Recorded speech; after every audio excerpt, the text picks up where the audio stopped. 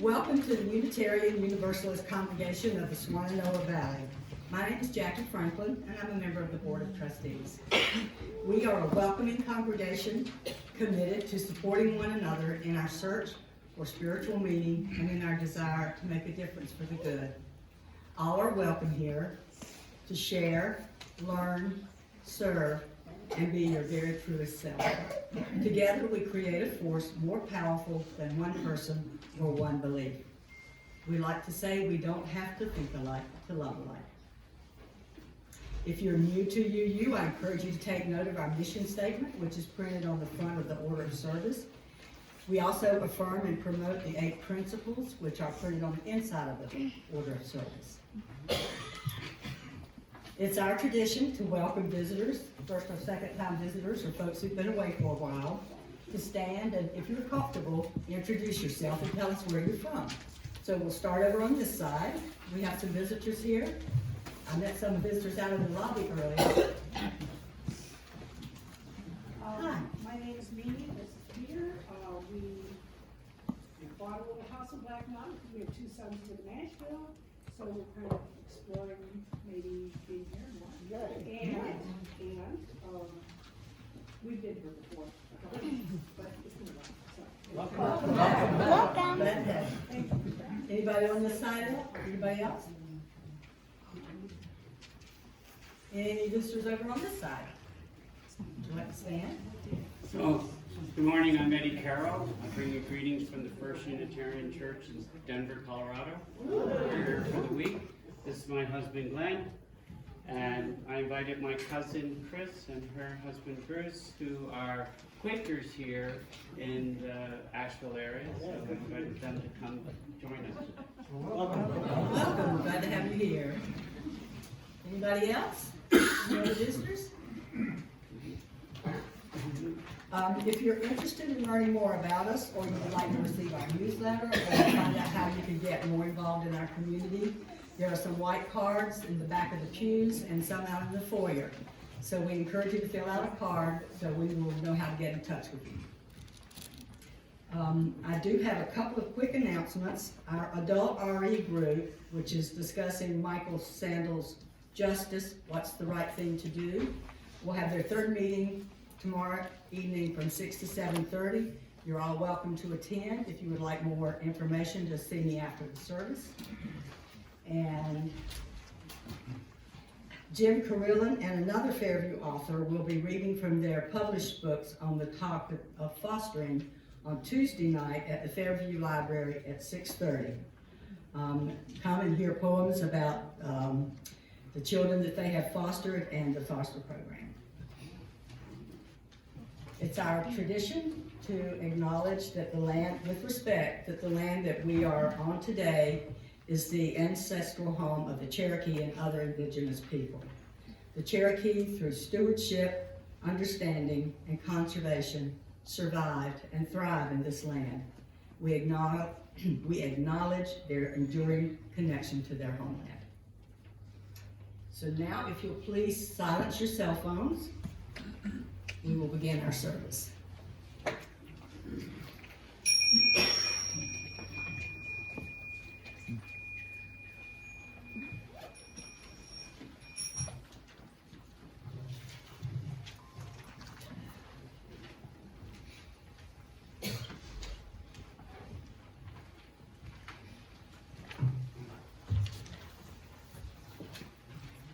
Good morning.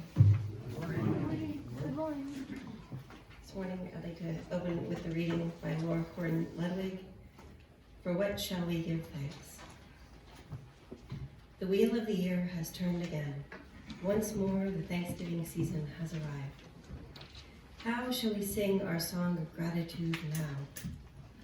For what shall we give thanks?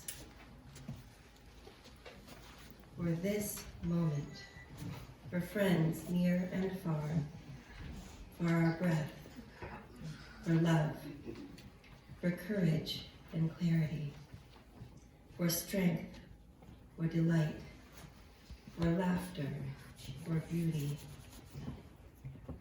for the tables around which we gather, for the food we enjoy with friends, seasons with love and memory, for the sun and moon and stars in the sky, for trees who've seen so much and still stand proud, stretching themselves to the sky.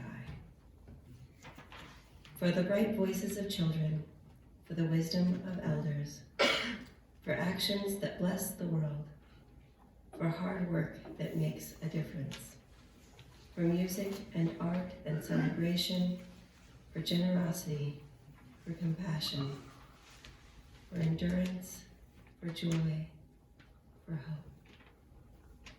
For all these things we give thanks as we worship together. And now I'd like to invite the children in the room and those childlike in spirit to join me in the front of the room for a story for all ages.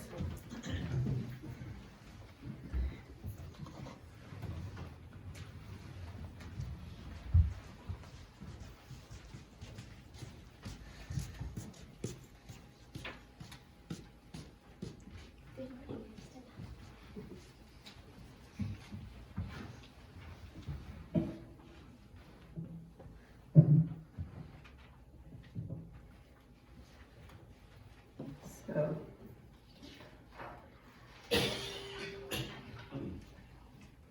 this is a book of gratitude. Thank you, hedge. Thank you, tree.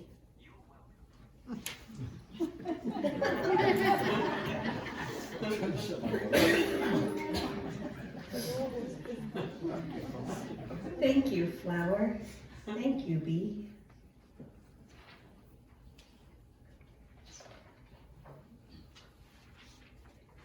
Thank you, rain. Thank you, sun.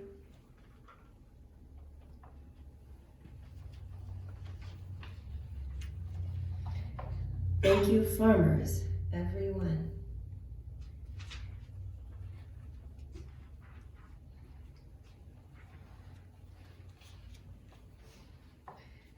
Thank you, cows. Thank you, hens.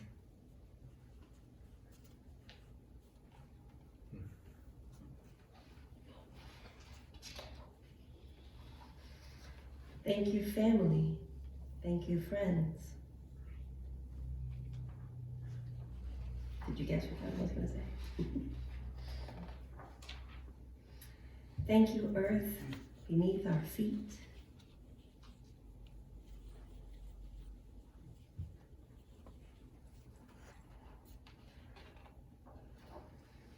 Thank you for the food we eat.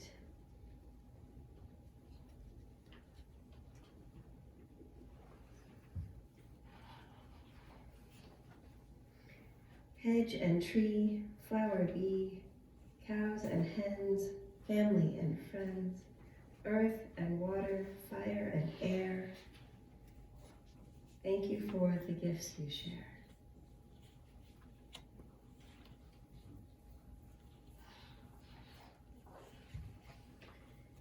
Thank you for the food we make Thank you all for apple cake. There's a recipe in the back. And that book was called Apple Cake of Gratitude by Dawn Cozy with, and Genevieve Godbout. And I'll put this out in the sanctuary, in the portico during coffee hour if anyone wants to look at the really lovely illustrations. Thank you all for listening. And now if you would care to sing together as you're able and interested. Our opening hymn is number 349, We Gather Together. And after that, children, if you're interested in joining me in the other room, will process after this.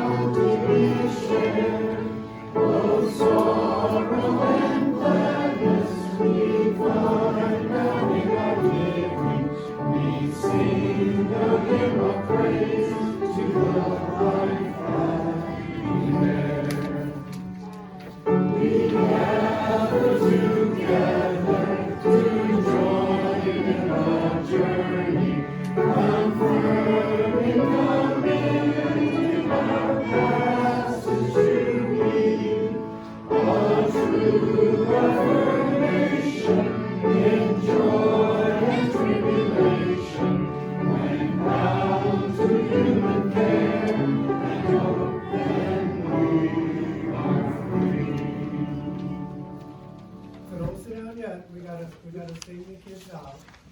Ready?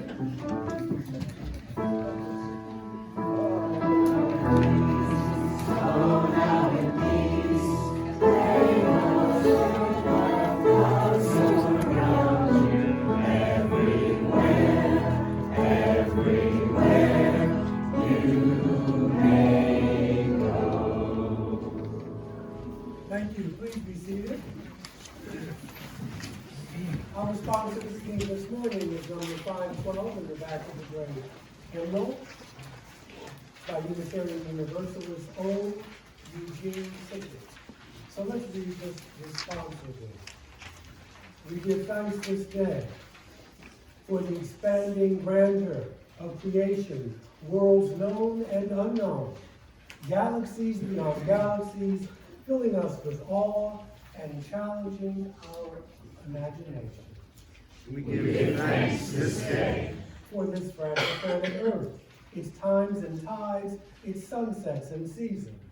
We give thanks this day For the joy of human life, its wonders and surprises, its hopes and achievements.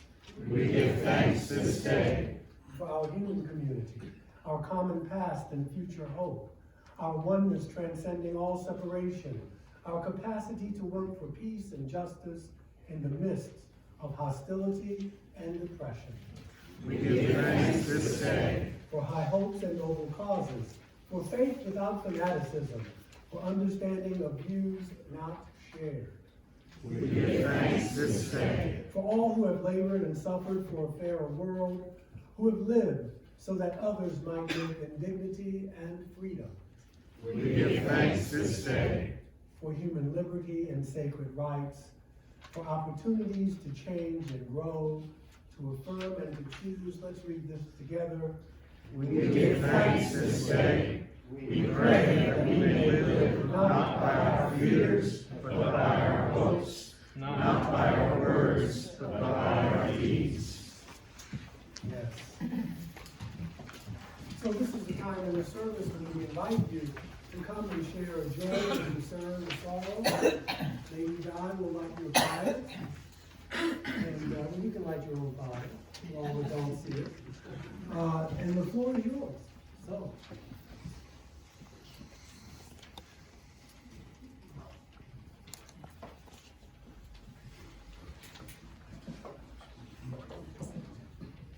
Good morning, everyone.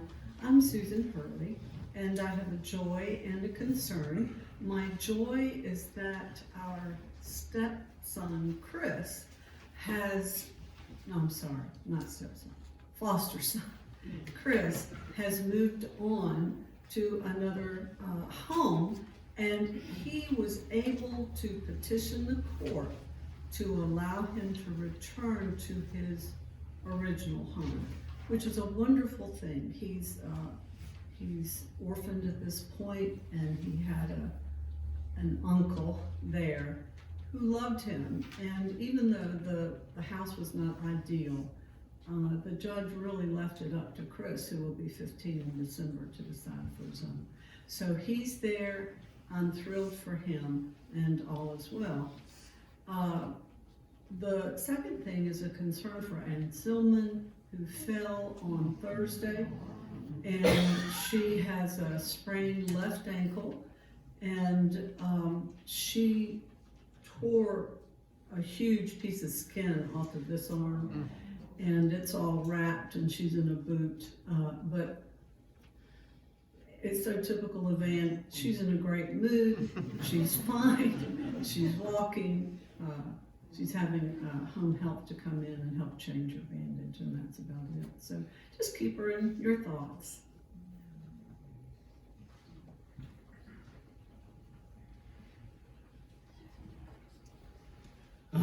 My name is Eddie Carroll, and my joy is that our dear friends Dan and Melanie relocated here this year from Denver area, and they were friends with us at First Unitarian. And every Thanksgiving, we'd have regular Thanksgiving on Thursday with some other friends, but Dan and Melanie always had us at their house for vegetarian Thanksgiving on the Saturday after.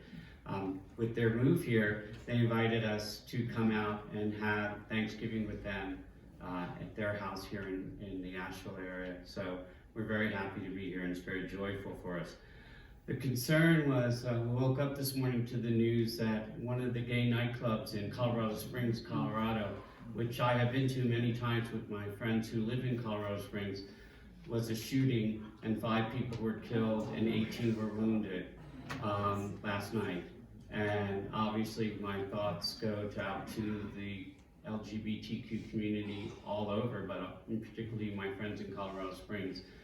How frightening it must be for them to either witness it or know it's happened in their community. And it certainly caused me great disheartenment and sadness this morning. So, thank you.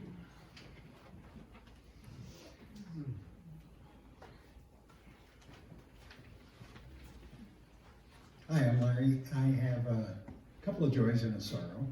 My first joy, my brother, my sister, and I established a tradition after our parents died. They live in Florida, and we would get together every year for Thanksgiving for a ritual that we held. And of course, then the pandemic hit, and so we haven't done it for a couple of years. So Marty and I are leaving Tuesday morning, driving down to Florida. We'll be with my siblings for Thanksgiving again for the first time in a few years. So very happy about that. My sorrow is that there are so many people who really have no place to go on Thanksgiving, nobody to be with. And my second joy is that there are people and organizations that do the so-called widows and orphans Thanksgiving dinners where they invite people in who don't have any place to go. So.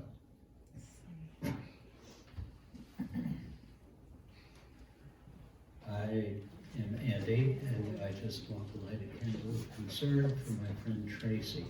Tracy is my neighbor who took me to the surgery place when I had my cataract removed, and will be doing so again in a couple of weeks.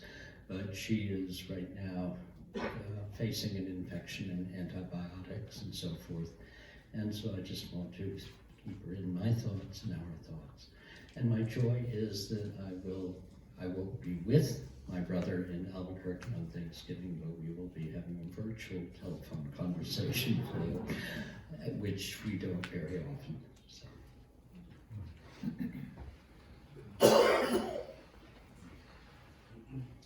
My name is Jim, and I have 2 joys. The most important is today and on Tuesday evening, I get to spend time with 2 of our former foster kids. Gaddafi today and Finley is coming over for dinner before our poetry reading at night. The other joy is, it's really pride in this community here, in this church.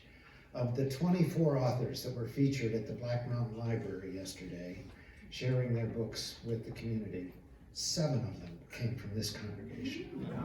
And we had a great turnout, and it was a wonderful event for the first time, and the library is anxious to do it again. So, good news and good pride in all of you. Thank you.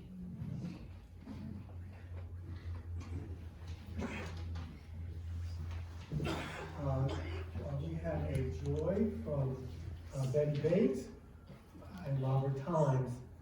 They say that baby Joni, aka Joan Evelyn Grace Adams, was born at 2:05 a.m. on November 12th at Mission Hospital. Mom and baby are doing fine, and Big Brother Cy likes to hold Joni in his lap and to explain, she's looking at me. I have the joy. I have been married 15 days today.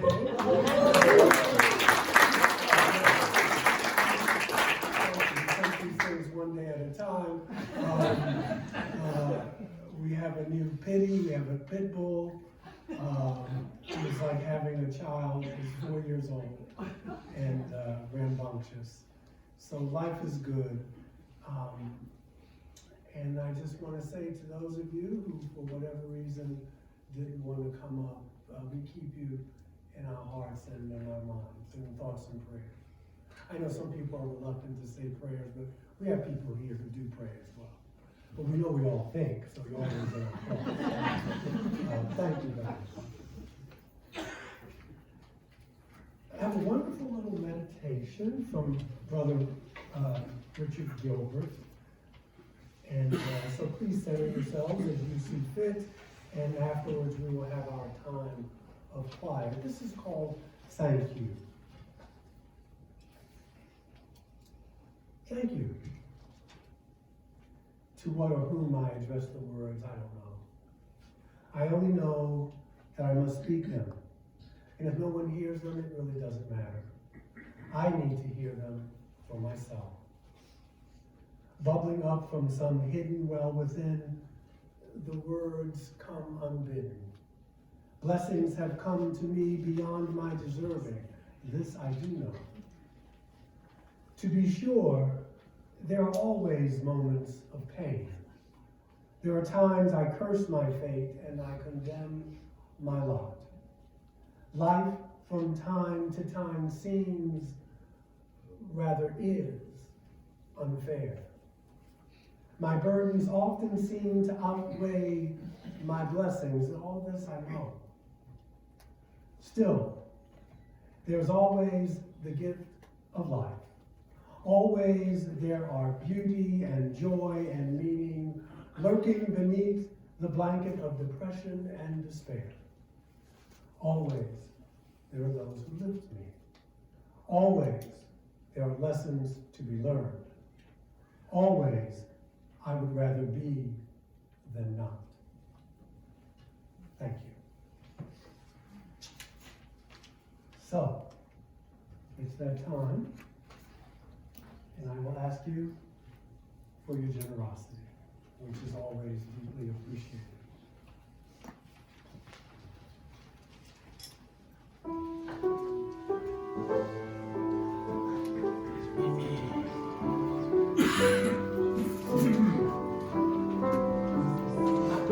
I can do it. It's not above me. I don't mind.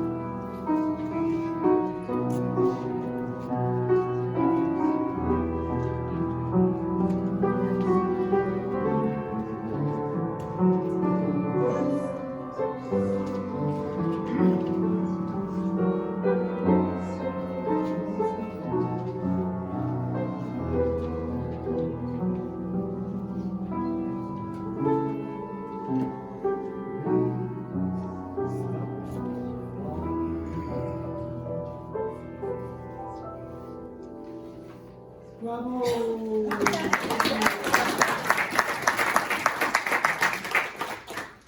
So, hymn number 207. You can stand or not, up to you. Earth was given as a garden. 207.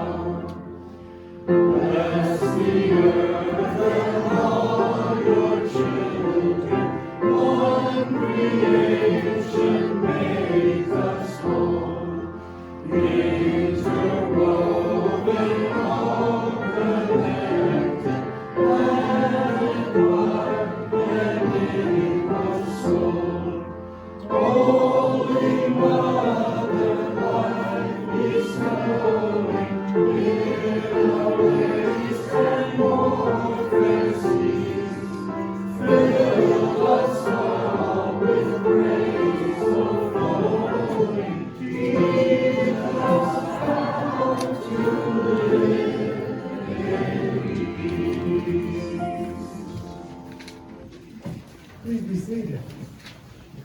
You know, Thanksgiving is one of those holidays, at least for clergy, like Christmas and Easter, because you got, well, maybe Easter we can fool around a bit because we be Jews.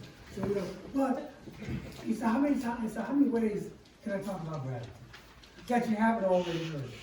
But I guess the point is that it doesn't matter because we can always be reminded about being grateful. But sometimes I get self-conscious, like, how can I make this different? The good thing is that it's 364 days, so you'll forget what I said. You know, I may usually go next. Anyway, this was fascinating to me because I didn't, well, we'll talk about it. Abraham Lincoln, I didn't know that he was even in the game as far as Thanksgiving. But I just want to say this too. You know, there are days, and I don't know if you resonate with this, but when it's just difficult to feel grateful for anything. Okay, I'm not trying to be a Grinch, and I'm not really one of those people, but I know people, it's just that, you don't even want to say thank you. What am I saying thank you for? But having said that, as difficult as it may be, we can't wait. And I know you, I don't think we do that here, but you know, it takes all kinds to make a world, but we can't wait until everything is going well to practice gratitude. We can't wait until there's no war or no poverty, or no injustice, no terror, whatever it is. In other words, we can't wait until all is well, until we're content and safe and secure. In some ways, gratitude can be an act of defiance in the face of what's going on in our world. When we make a conscious, intentional effort to be thankful for what is taking place in our lives and in the world today, it's always good to be able to say thank you. The irony about gratitude is that sometimes we need to be able to summon it the most when it seems we have the least reason for it.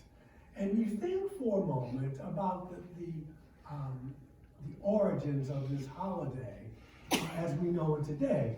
I didn't know this. On October 3rd, 1789, President George Washington issued a proclamation for a day of public prayer and thanksgiving. But it wasn't until 1863 that President Abraham Lincoln encouraged Americans, we were killing each other wholesale at that time, to recognize the last Thursday of November as a day of Thanksgiving. It was created by Abraham Lincoln, and we were in the depths of the Civil War.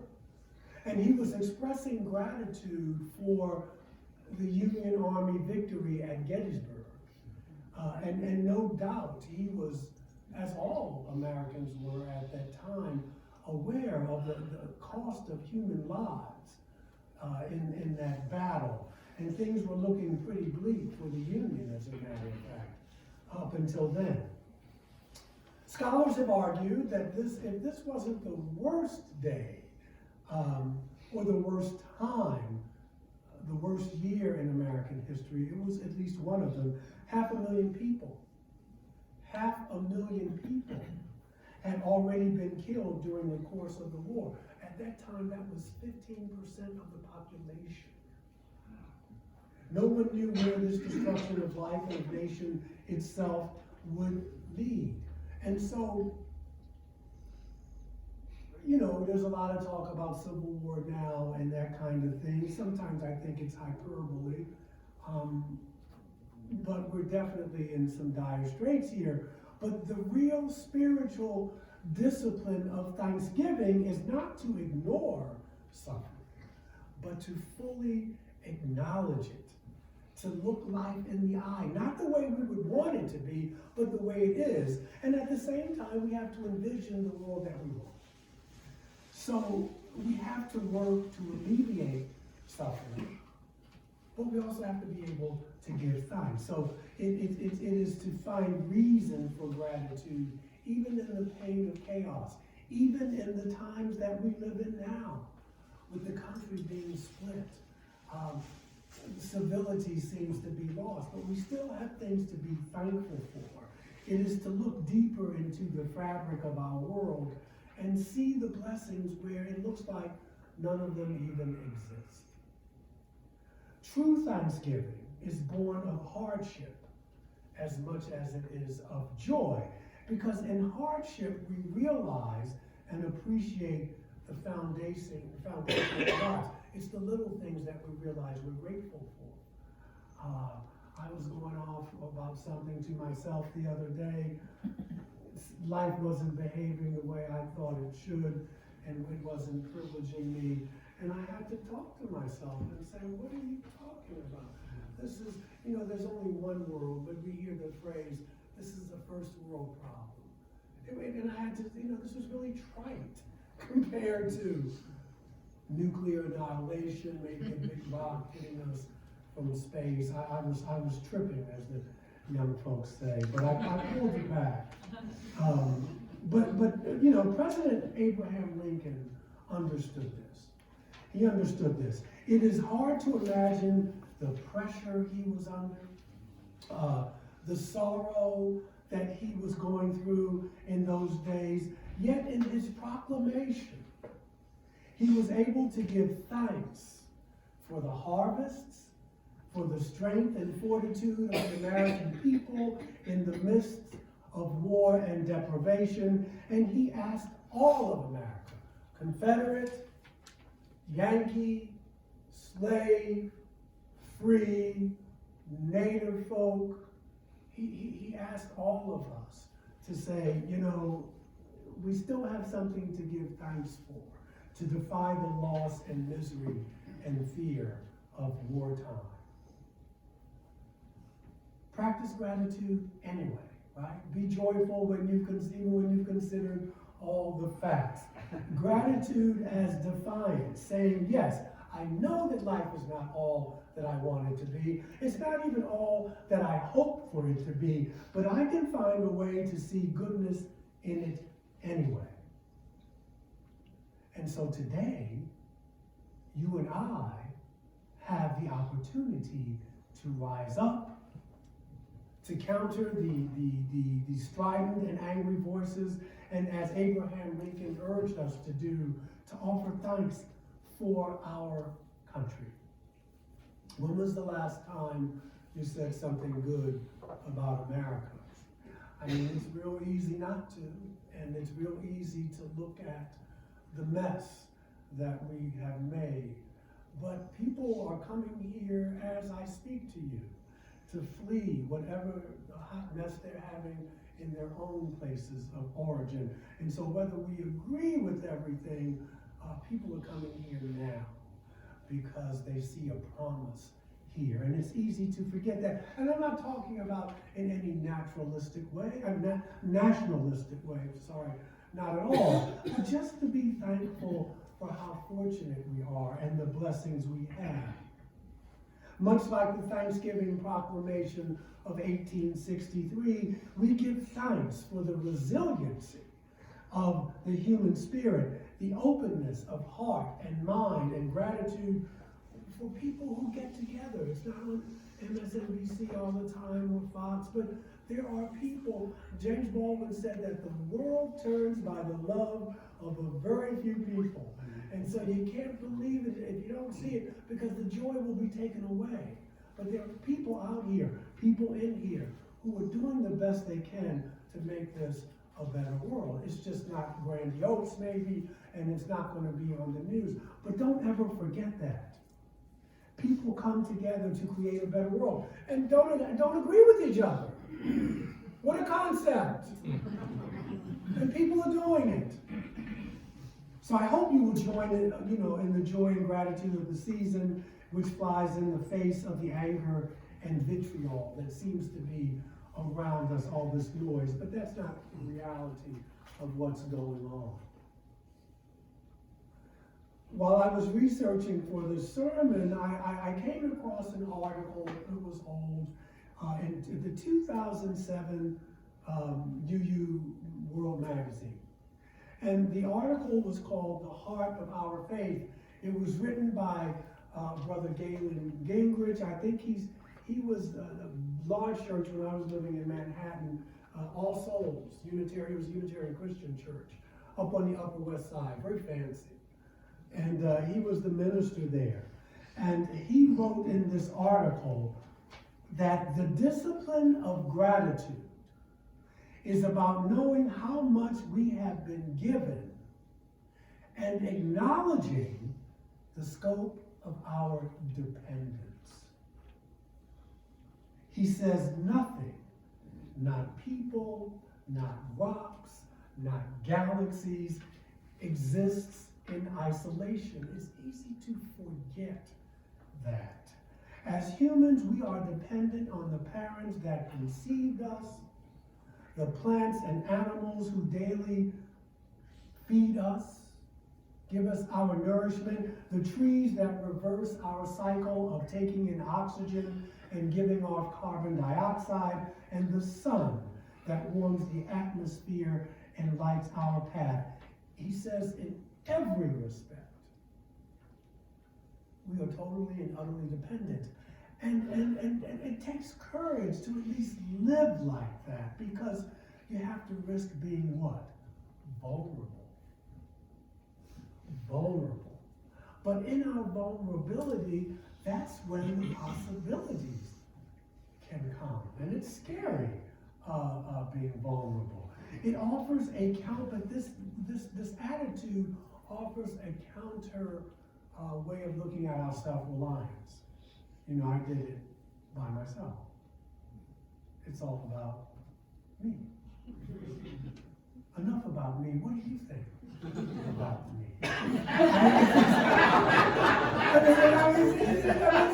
This is what human beings do. We do it. Some more than others, but we do it. So we offer gratitude for our skills of survival. We need those skills to be sure, but we don't exist in isolation. In 2011, you remember Elizabeth Warren campaigned for the U.S. Senate. And she expressed her appreciation of government and taxes this way. It's beautiful. There's nobody in the country who got rich on his or her own. Nobody. You built a factory? Good for you. But I want to be clear. You moved your goods to market on the roads the rest of us paid for. You hired workers the rest of us paid to educate. You were safe in your factory because of police forces and fire forces that paid that the rest of us paid for. The question I'm asking today, rhetorically, obviously, because you can go inside and answer those, is what are we thankful for today? What reminds us not to take these things for granted? Religious traditions, flawed as they are, express dependency on a God, if that's your deal, or on ancestors, or on community, have long put routine practices of gratitude at the center of the stories of our narratives and prayer. A UU minister, I think he's retired. His name is Peter Rayable, Rayable. He was in Illinois, the UU congregation in Illinois. He says this: we build on a foundation we did not lay. We warm ourselves at fires we did not light. We sit in the shade of trees we did not plant. We drink from wells that we did not dig. And we profit from persons that we do not know. We are ever bound to community. We sit in the shade of trees that we didn't plant. And we offer thanks. He tells a story about his mother. At his mother's memorial service a few years ago, he said, I spoke of her legacy of, she would always write thank you notes. I mean, how many people write notes by hand anymore anyway? And he says, I had been taught to write them, and I did pretty well with my own children, but I was never in my mother's league. She'd write a note each time she received a gift or a card. She wrote each time she visited him, often acknowledging a small detail that he thought that he had not noticed. She would write notes to friends. Her thanks spilled to a practice of thinking of you notes a few times a month. She would write to people who had chronic illnesses or dementia. A legacy of thank you she left behind. And he said that he had forgotten all about it. Why? And we can all relate to this. He says because he was too busy. In his busyness, he said it felt too time-consuming. What did it take? He said 5 minutes. He says, I found in the notes of condolence after her death, her expressions of thanks mattered to so many people. Just something little like that. Write a thank you note to someone. He says he has a regular ritual of offering thanks as he prepares to lead his services. He says he gets to the church early. He's often the first one in the building. He says, I get the final tweaks to the sermon done, or I say a little prayer before other people arrive. He checks the news. I do not do that. Before, I do it in the morning. He says he checks the sanctuary about 20 to 30 minutes before the service. He says, I stopped doing. I stopped becoming the human doing. I know those are my words, but he says, I stopped now. It's time to settle down. He says he puts on his stole, must be high church. He puts on the stole, he offers gratitude to his friend who quilted the stole for him. He says, he still gives thanks for his ordination. He gives thanks for the laying on of hands. You know, when you ministers get ordained, the congregation puts their hands on he or she. He fiddles with the chalice, the silver chalice that the congregation gave him. All these things he does, these are his rituals. He says, I try to express my thanks out loud, but not enough. I love that little story. So you see, expressing gratitude openly and publicly, it opens our hearts in new ways. What are you grateful for today? Is the question. What about when finding something to be grateful for is difficult? I mean, really difficult. Father Henry Nouwen was a Catholic priest from Holland, and he was known for his interfaith work and peacekeeping. He is a total advocate for expressing gratitude because he says to be grateful for good things that happen in your life is easy, but when things aren't going well, can you still say thank you? He says this is the hard spiritual work that we face. And I was doing this week, which is my ritual. Sometimes I write down things and people that I'm thankful for in my journal. And so I wanted to come here today to encourage you to do that. Even when you watch the news, even when you hear about what's going on in Ukraine, to still practice the gratitude. No, we can't bring folks back to life. We're not going to be able to rebuild those cities.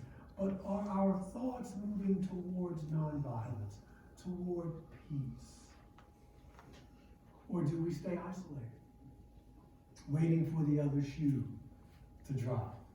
You know, I know sometimes I get like that. Things are going too good. I know something's going to happen. And that's not a good way to live. Even when it happens.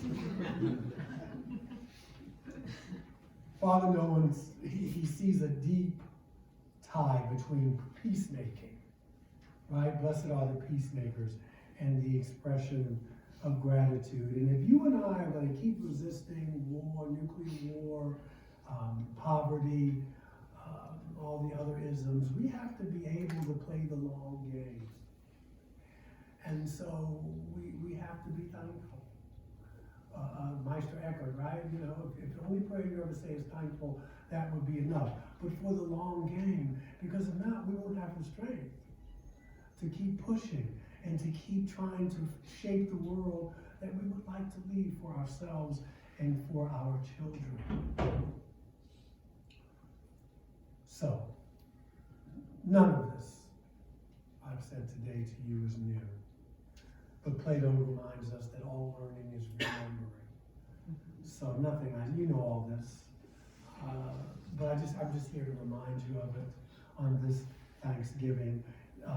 He makes a big deal now and that we need to look at each other. We need to really look at each other's faces.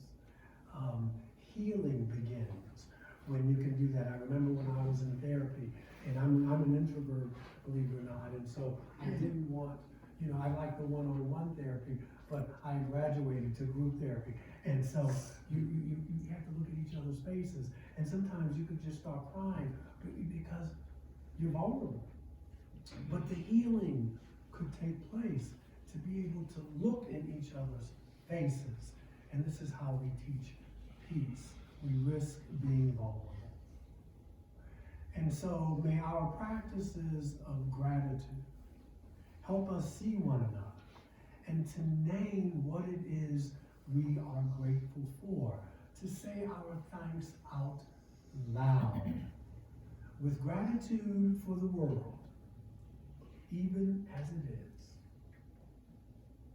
Well, there's several hundred wars going on right now on the globe as we speak. And now, did you hear that under the census is now there are like 9 billion people on the planet. Ooh, it's crowded. With gratitude for the world, even as it is, in the name of love. It's a year later, we're still here. We're still here. Last year, here we are again. That's a blessing. Another Thanksgiving. And so I just want to close the sermon saying to you, my teachers, thank you. Happy Thanksgiving. Thank you. May it always be so. All right. Our final hymn this morning, we give thanks for our planet. Our final hymn, number 163. Please rise if you are willing and able.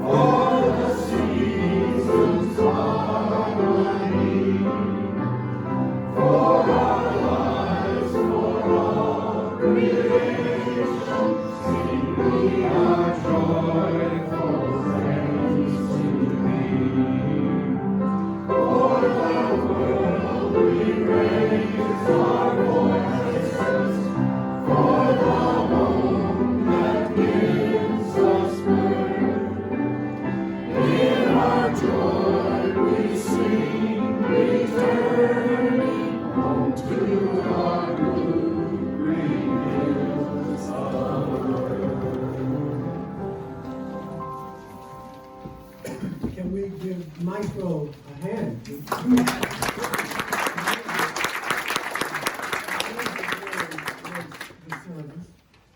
May the love which overcomes all differences, may the love which heals all wounds and puts to flight all of our fears, which reconciles all who are separated, may that love be with us and among us and in us, always. Wish you a wonderful holiday. Happy Thanksgiving.